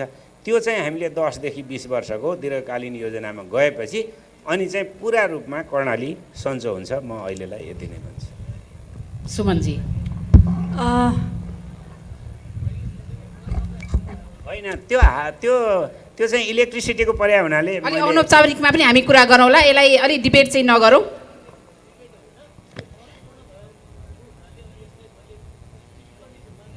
इलेक्ट्रिसिटीको यो ऊर्जा हाम्रो सुमनजीले एन्सर दिनुहुन्छ। त्यो मेरो क्षेत्र नपर्या भएर सुमनजीले एन्सर दिनुहुन्छ। पहिला एउटा कुरा भन्न चाहन्छु। डेटाले के देखाएको छ भने कर्णाली प्रोभिन्समा जुम्लामा चाहिँ केही परियोजनाहरू छ जो धेरै वर्षदेखि प्राइभेट सेक्टरले नै होल्ड गरेर राखेको छ, तर त्यो चाहिँ बन्न सकेको छैन। त्यो यथार्थ हो। यहाँहरूले के पनि एउटा बुझिदिनु पर्यो भने परियोजना बनाउनको लागि सडक सञ्जाल सँगसँगै ट्रान्समिसन लाइन नबनिकन कुनै अवस्थामा पनि त्यो जलविद्युत बनाए तापनि त्यो परियोजना चाहिँ सुक्ने नै हो। त्यो परियोजना भनौँ न यसै बिलाइ भएर जाने हो र डेभलपर चाहिँ बिग्रेर जाने हो। यस्तो अवस्थामा जुम्लामा भएका साना परियोजनाहरू दैलेखमा ल्याउने हो, जुन चाहिँ झन्डै 30 किलोमिटर एरियल डिस्टेन्सको टाढा पर्छ जुम्लाका ती परियोजनाहरूबाट। दैलेखबाट यहाँले भर्खरै मात्र मैले फेरि पनि रिपिट गरेँ, यो 132 kV को ट्रान्समिसन लाइन, जुन ट्रान्समिसन लाइनमा 17 मेगावाट मात्र क्षमता थियो पहिला 33 kV हुँदाखेरि, अहिले चाहिँ 200 मेगावाट सिङ्गल सर्किटबाट 200 मेगावाट चाहिँ प्रभाव हुन सक्ने क्षमता अहिले बढेको छ। त्यस कारणले गर्दा त्यतातिरको परियोजनाहरू सम्भवतः अब चाहिँ बन्नुपर्छ। पहिला नबन्नुको रिजन, हुन त म त्यसको डेभलपर होइन, तर साना परियोजनाको कुरा गर्छु। साना परियोजना नबन्नुको रिजन चाहिँ ट्रान्समिसन लाइन हजुरले बनाउनु त भयो, अनि बनाएर चाहिँ कहाँ छोड्ने, दैलेखमा ल्याउनुहुन्छ 30 किलोमिटर लामो ट्रान्समिसन लाइन, तर दैलेखदेखि पनि कन्जेसन छ कि फर्दर कहाँ जाने भन्ने छैन, त्यसको कपासिटी नै नभएको भएर सम्भवतः पहिलाका प्राइभेट डेभलपरले बनाउनु भएन, तर अब चाहिँ त्यो रहेन, अब चाहिँ बनाउन सकिन्छ जस्तो लाग्छ। र यो खारेज गर्ने कुरा, खारेज गर्नको लागि चाहिँ नेपाल ऊर्जा मन्त्रालय अन्तर्गतको विद्युत विकास विभाग मा कुनै प्रावधान छ, जस्तो जलविद्युत परियोजनाहरू कुनै भायबल कारणले गर्दाखेरि, कुनै लजिकल कारणले गर्दाखेरि बन्न नसकेको अवस्था छ भएको खण्डमा त्यो चाहिँ खारेज गर्ने प्रावधान छ। तर त्यो भनेको चाहिँ फेरि उहाँहरूको प्रोसेसमा जाने कुरा भयो। अब ठुला परियोजनाको हकमा, जुम्लामै रहेको ठुला परियोजनाको हकमा चाहिँ यो जुन फुकोट कर्णाली बन्दैछ अहिले परियोजना, त्यो फुकोट कर्णाली परियोजना सँगसँगै फुकोट कर्णाली अघि मैले भने नि एउटा दोधारा 132 केबीको 400/132 को 4000 मेगावाट क्षमता भएको परियोजना ट्रान्समिसन लाइन चाहिँ प्लान्टमा छ। त्यो ट्रान्समिसन लाइन प्लान्ट चाहिँ नेपाल सरकारले गरिरहेको छ। त्यो पनि एउटा सेपमा आउने बित्तिकै यी ठुला परियोजनाहरू पनि बन्छन् भन्ने चाहिँ मेरो धारणा हो। र कर्णालीमा एउटै कुरा बुझ्नु होला यहाँले, अहिलेसम्म प्राइभेट सेक्टरले धेरै छिर्न नसक्नुको कारण पनि ट्रान्समिसन लाइन हो। ट्रान्समिसन लाइनमा प्राइभेट सेक्टरले हामीले त के पनि भनेका छौँ भने भारतबाट किन बिजुली किन्ने, हामी नै ट्रान्समिसन लाइनमा चाहिँ बिटी मोडल अथवा पिपिपी मोडलमा चाहिँ हामी आफै बनाउँछौँ ट्रान्समिसन, अनि हामी नै बेच्छौँ पनि अझ। त्यसरी चाहिँ हामीलाई एउटा प्रावधान अथवा एउटा व्यवस्था गराइदिनु पर्यो भनेर हामीले पटक पटक नेपाल सरकारलाई र ऊर्जा मन्त्रालयलाई भनिरहेको छौँ, जसको सुनुवाई अहिलेसम्म भएको छैन। र प्राइभेट सेक्टरलाई ट्रान्समिसन लाइन बनाउन दिएको अवस्थामा र दिने अवस्थामा त्यसमा पनि हामी आफै लगानी गरेर यी परियोजनाहरूलाई कसरी चाहिँ ट्रान्समिट गर्ने भन्ने चाहिँ हामीले सोच्न सक्छौँ। तर ट्रान्समिसन लाइनमा हामी प्राइभेट सेक्टर चाहिँ छिर्न पाएको छैन। त्यो चाहिँ नेपाल सरकारले बनाउनु पर्ने भएको कारणले गर्दाखेरि मात्रै यो अवस्थामा पुगेको हो। धन्यवाद। हामी नलगाडको मलाई थाहा भएको कुरा गर्छु। नलगाडको अवस्था पनि त्यही हो। नेपाल सरकारसँग रिजनल ब्यालेन्सको हिसाबले पूर्वदेखि पश्चिमसम्म सबैतिर ठुला ठुला परियोजना छ।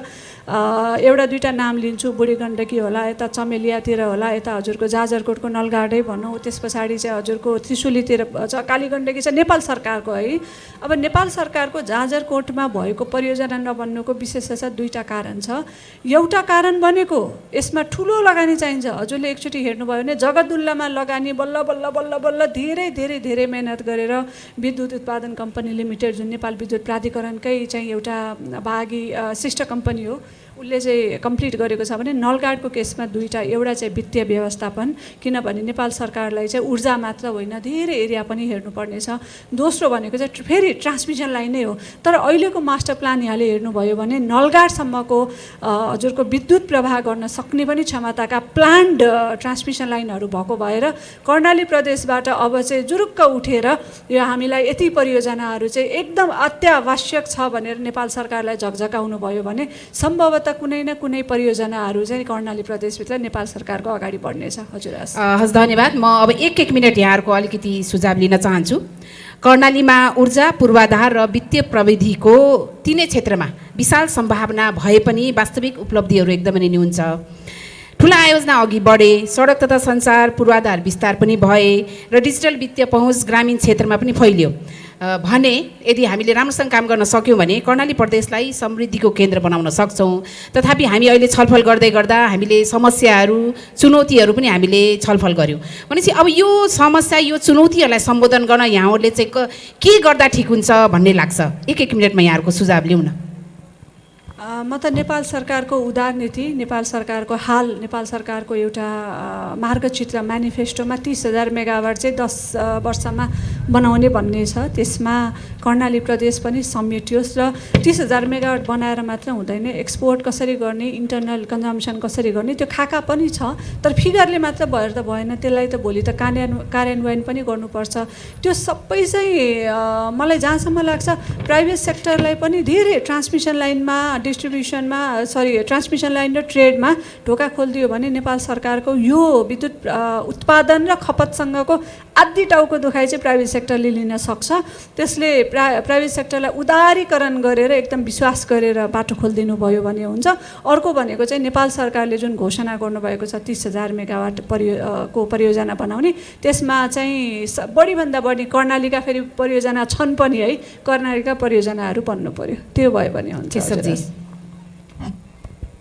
अब नर्थ सेलमा भन्दाखेरि पहिलो काम चाहिँ म के रेकमेन्ड गर्छु भने अहिले भएका सडकलाई 12 मास चल्ने सडक बनाउनु पर्यो, नरोकिने गरी बनाउने काम, जुन चाहिँ मलाई लाग्छ अहिलेको बजेटमा पनि केही हदसम्म एड्रेस हुन्छ। यो चालु योजनालाई एक्सपेडाइट गर्ने गरी नै नवगठित सरकारले काम गरिरहेछ।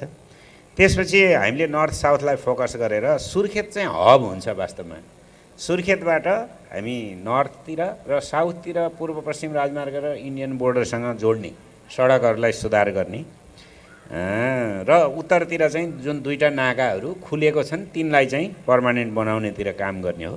त्यसपछि एयर ट्रान्सपोर्ट र यसलाई पनि अलिकति हामीले सबै ठाउँमा सडक पनि भनेर हुँदैन। कतै चाहिँ सडक असाध्यै महँगो असुरक्षित हुन्छ भने हामी एयर ट्रान्सपोर्ट र रोपवे यो केबल कारको पनि जानुपर्छ। हामी त्यसलाई एउटा कम्प्लिमेन्ट्री हुने गरी जानुपर्छ। अब एयरपोर्टको हिसाबमा सिमकोट र जुम्लाले धेरै सहयोग गर्न सक्छ, त्यसलाई अलि विस्तार गर्नुपर्छ। त्यसपछि अब हामी अघि मैले भनेको अब बेटर रोड्सको अब सडक मात्रै भएर हुँदैन कि साँच्चैको सुरक्षित सडक सधैँ चल्ने सडक बनाउनु पर्यो। र अर्को एउटा च्यालेन्ज चाहिँ हाम्रो यो धार्मिक आर्थिक पर्यावरणीय के अरे धार्मिक सांस्कृतिक पर्यावरणीय सम्पदा जोगाउनु पर्ने हुन चाहिँ त्यो पछिल्लो सेसनमा त्यसको कुरा होला। हामी सडक विस्तार गरिरहँदाखेरि त्यतातिर पनि, किनभने यसका केही मौलिक पहिचानहरूलाई चाहिँ कति आरक्षहरू छन्, कति चाहिँ यसका सांस्कृतिक महत्त्वका चिजहरू छन्, कति धार्मिक महत्त्वका, त्यसलाई जोगाउँदै, किनभने त्यो भएपछि त्यो नै एउटा आकर्षण हुन्छ कि भोलि फेरि त्यसको लागि बनाउँदै जाने।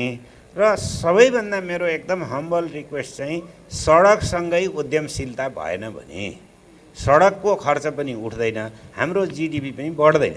यसमा मैले एउटा रिसर्च गरेको थिएँ, त्यो रिसर्च पेपर प्रकाशित पनि भइसकेको छ, इन्टरनेसनल MDPI जर्नलमा नै त्यो प्रकाशित भएको छ।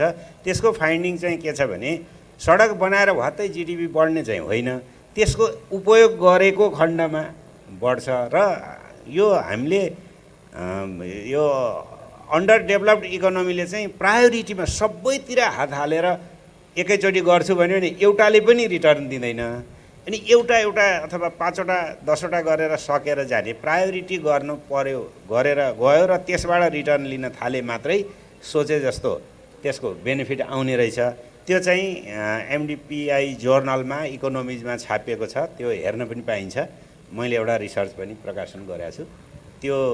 त्यो भावनाले हामीले उद्यमशीलतालाई चाहिँ सँगै, सडक गयो मान्छे चाहिँ तल झर्दियो, अब खेती पनि गरेका छैन भने चाहिँ अनि त्यो प्रोपर्टीको मेन्टेनेन्स पनि हुँदैन र हाम्रो त्यो खेर जान्छ लगानी। हामीले उद्योग धन्दा त्यो चाहिँ एकीकृत रूपमा लिएर जानुपर्छ। धन्यवाद। सुभाषी, यसमा अब धेरै सजेसन इम्प्रुभमेन्टको सजेसन गर्दाखेरि चाहिँ धेरै जस्तो पोलिसी साइडमै हामीले क्ल्यारिटी ल्याउन सकेको छैनौँ भन्ने लाग्छ मलाई। पोलिसी साइडमा के भन्दाखेरि प्रविधिले हाम्रो अहिले गर्ने धेरै कुराहरू सजिलो बनाइसक्यो, तर हाम्रो यो पुरानो कानुन, पुरानो हाम्रो माइन्डसेटले गर्दाखेरि चाहिँ त्यो प्रविधिलाई विश्वास गर्न सकेको छैनौँ र त्यसले ल्याउने फाइदा चाहिँ हामीले आत्मसात गर्न सकेको छैनौँ। मैले एउटा मात्रै इक्जाम्पल दिन्छु। हामी काठमाडौँमा चाहिँ कुनै पनि ट्याक्सी चाहिँ मिटरमा चल्दैन भनेर एकदम धेरै कम्प्लेन गऱ्यौँ, तर यो पठाओ इनड्राइभ आइसकेपछि त्यो कम्प्लेन अहिले सुनिँदैन होइन। त्यो कस्टमर र ड्राइभरको कुरा मिलेपछि सकियो वाला, बिट पनि गरेछ, सबै गरेछ भनेपछि एउटा ठुलो समस्यालाई चाहिँ प्रविधिले चाहिँ सल्भ गरिदियो र त्यो अब त्यो समस्या छैन। हाम्रो लागि पनि यो के हो त भन्दाखेरि हामीले ब्याङ्कले आज दिने धेरैवटा सुविधाहरू ब्याङ्कको ब्रान्चमा गएर लिनुपर्ने, यो लोन लिनलाई धितो राख्नुपर्ने, धितो राख्नलाई फेरि मालपोत जानुपर्ने धेरै प्रोसेसेसहरू चाहिँ हाम्रो मान्छे नै त्यहीँ पुग्नुपर्ने कारणले चाहिँ जन्मिएको समस्याहरू छन् धेरै। यसलाई चाहिँ हामीले पोलिसी साइडबाट यो धेरै कुरा चाहिँ प्रविधिले समाधान गर्न सक्छ र जहाँ पोसिबल छ। यसमा सरले भन्नुभयो जस्तै उद्यमी भनेको चाहिँ जस्ट हामीले प्रडक्सनमा मात्रै नहेरौँ, इन्टरनेटको पहुँच भइसकेपछि र ज्ञान भइसकेपछि यहाँ गाउँमा बसेको मान्छेले नि गाउँकै लोकल समस्यालाई चाहिँ प्रविधिले सल्भ गरेर यहीँ नै बिजनेस बनाउन सक्छ र त्यस्तो कुरालाई चाहिँ हामीले प्रोत्साहन गर्नु पर्यो र प्रविधि सकेसम्म प्रविधिलाई चाहिँ अलिक खुल्ला हृदयले पोलिसी साइडमा पनि प्रविधिलाई चाहिँ यो के अरे नबुझेर यसलाई कडा गर्नुपर्छ भन्दा पनि होइन, हेरौँ न, ट्राई गरौँ, राम्रो भयो भने यसलाई नियमन गरौँ ल, नराम्रो भयो भने आफै मरेर जान्छ भन्ने अप्रोच हामीले चाहिँ पोलिसी साइडदेखि इम्प्लिमेन्टेसनमा लियो भने चाहिँ टेक्नोलोजीले राम्ररी नै हामीलाई सहयोग गर्न सक्छ। अवश्य पनि हामीलाई पोलिसी पनि चाहिन्छ, हामीलाई सोच पनि यो कर्णालीमा हामीले विकास गर्नुपर्छ भने सरकारको सोच पनि हामीले सकारात्मक चाहिन्छ र सँगसँगै यति पूर्वाधार हुँदै गर्दाखेरि पनि यदि हामीले त्यसलाई उद्यमसँग जोडेनौँ भने फेरि त्यसको उपलब्धि चाहिँ हामीले न्यून पाउँछ। यस कारणले गर्दा यी सबै कुरा एकअर्कासँग इन्टिग्रेट छ।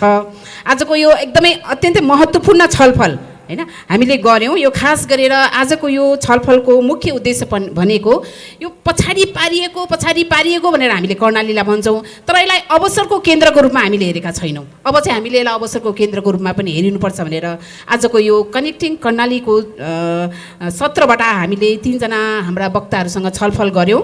म तीनैजना वक्ताजुहरूलाई यति महत्त्वपूर्ण विषयमा आफ्नो महत्त्वपूर्ण गहन विषयहरू राखिदिनु भयो। यहाँहरू सबैलाई धेरै धेरै धन्यवाद दिन चाहन्छु र म अन्तमा कर्णालीलाई जोड्ने यो यात्रा केवल कर्णालीको मात्रै होइन, यो हाम्रो पनि हो, तपाईँको पनि हो। यस कारणले गर्दा हामी सबै सँगसँगै जाउँ भन्ने अनुरोधका साथमा म बिदा हुन्छु। धन्यवाद, नमस्कार।